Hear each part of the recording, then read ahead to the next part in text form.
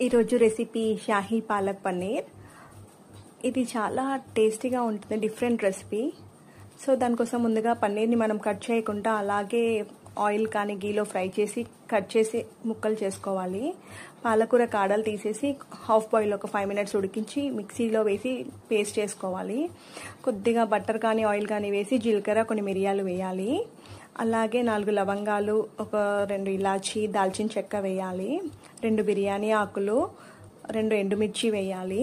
అవి కొద్దిగా ఫ్రై అయ్యాక ఉల్లిపాయ వేయాలి, ఒకటి కట్ చేసిన ఉల్లిపాయ ముక్కలు. అవి కొంచెం ఫ్రై అయ్యాక ఒక 2 టమాటాలు కట్ చేసి వేయాలి. అది కొంచెం దగ్గరికి అయ్యాక కొద్దిగా అల్లం వెల్లుల్లి పేస్ట్, కొన్ని బాదాము, కొన్ని కాజు వేయాలి. దీనివల్ల కర్రీ ఫ్లేవర్ చాలా టేస్టీగా ఉంటుంది. కొద్దిగా పసుపు, టేస్ట్కి సరిపడా ఉప్పు, కారం వేయాలి. అది కొంచెం ఆయిల్లో ఫ్రై అయ్యాక కొంచెం ధనియాల పొడి, అలాగే వేయించి పెట్టుకున్న జీలకర్ర పొడి వేసి బాగా కలపాలి. కొన్ని వాటర్ పోసి సిమ్ మీద ఉడకనివ్వాలి. కొంచెం ఆ గ్రేవీ అంతా దగ్గరికి అయ్యాక చల్లారపెట్టి మిక్సీకి వేసేయాలి.